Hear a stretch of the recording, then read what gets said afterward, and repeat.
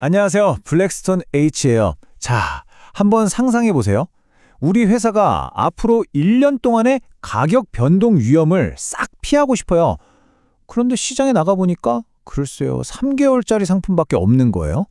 어떻게 해야 할까요? 오늘 우리가 파헤쳐볼 해지의 연장. 바로 여기에 그 해답이 있습니다. 바로 이 문제인데요.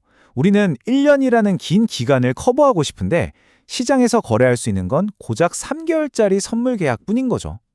이 기간이 딱 맞지 않는 이 골치 아픈 상황, 이걸 어떻게 해결할 수 있을까요? 아마 많은 분들이 지금 이렇게 생각하실 거예요. 아니, 그냥 1년짜리 계약 찾아서 하면 되는 거 아니에요? 왜 복잡하게 그래요? 네, 물론 그게 제일 좋죠. 그게 가장 이상적인 시나리오인데 현실은 아쉽게도 그렇게 간단하지가 않습니다. 자, 바로 이게 핵심입니다. 시장은요, 만기가 짧은 계약, 그러니까 근월물이라고 부르는 것들이 거래가 훨씬 더 활발해요. 뭐랄까, 사람이 북적이는 시장 같은 거죠. 거래량이 많다는 건 그만큼 유동성이 풍부하다는 거고, 기업 입장에서는 내가 원할 때 언제든지 쉽게 사고 팔 수 있다는 뜻이거든요. 그러니까 어쩔 수 없이 실무에서는 이 짧은 계약들을 쓸 수밖에 없는 상황이 자주 생기는 겁니다. 그럼 이 짧은 계약들을 가지고 어떻게 긴 기간의 위험을 막을 수 있을까요? 바로 여기에 오늘의 주인공, 해지의 연장, 영어로는 Rolling the Hedge라고 하는 전략이 등장합니다.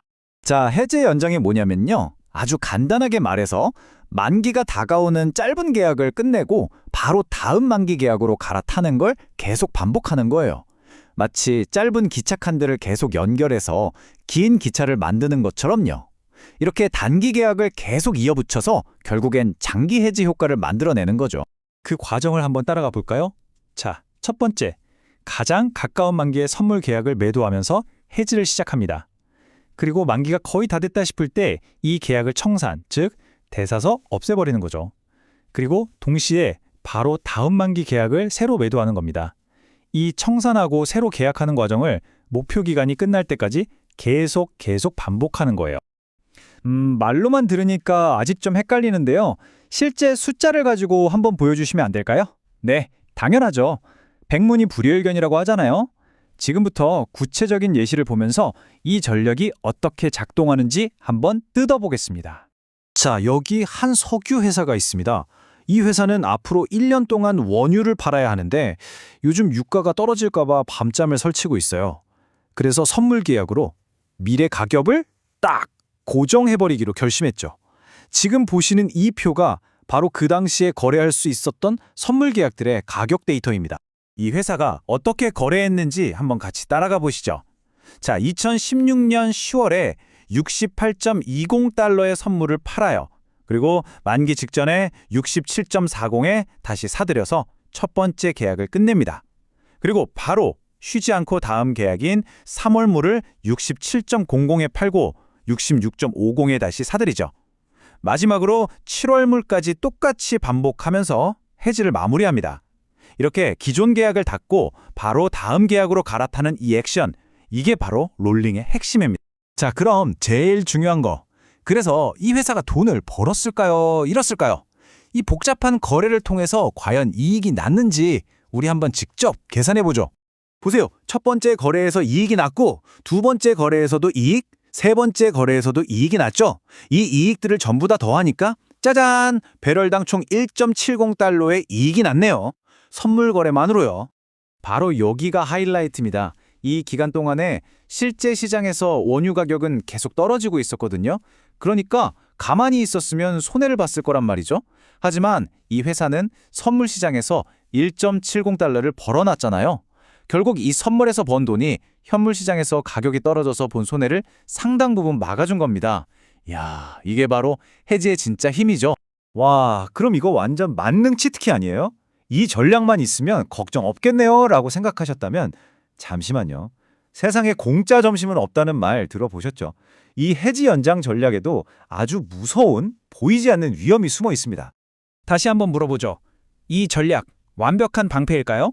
정답은 안타깝게도 아니오입니다. 왜냐하면 우리가 절대로 통제할 수 없는 변수, 바로 베이시스 리스크라는 녀석 때문이에요. 이 베이시스 리스크가 뭐냐면요. 베이시스라는 건 현물 가격하고 선물 가격의 차이, 즉 가격 갭을 말해요. 우리가 해지를 할 때는 이 갭이 어느 정도 예측 가능하게 움직일 거라고 기대를 하거든요.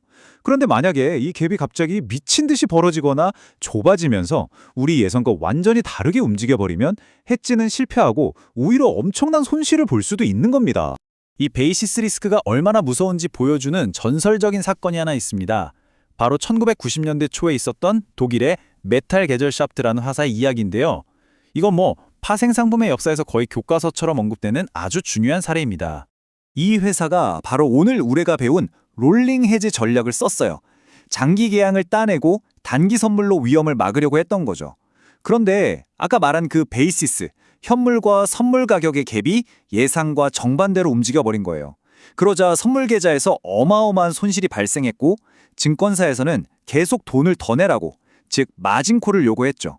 결국 이 회사는 그 돈을 감당하지 못하고 무려 13억 달러라는 천문학적인 손실을 입고 무너졌습니다. 정말 무서운 이야기죠? 자, 그럼 오늘 우리가 함께 알아본 내용들을 한번 깔끔하게 정리해보고 마지막으로 여러분께 생각해볼 만한 질문 하나를 던져드리겠습니다. 오늘 내용 이것만은 꼭 기억해주세요. 첫째, 해지의 연장은 뭐다? 짧은 계약들을 이어붙여서 긴 위험을 막는 전략이다. 둘째, 왜 쓴다? 긴 계약보다 짧은 계약의 유동성이 훨씬 좋기 때문이다. 셋째, 어떻게 한다? 만기 전에 청산하고 다음 계약으로 갈아타는 걸 반복한다. 그리고 마지막으로 제일 중요한 것, 핵심 위험은 뭐다?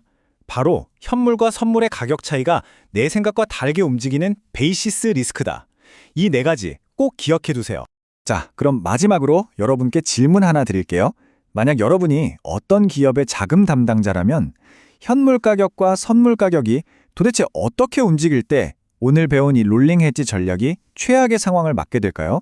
즉, 어떤 상황이 메탈 게젤샤프트의 비극을 재현하게 만들까요?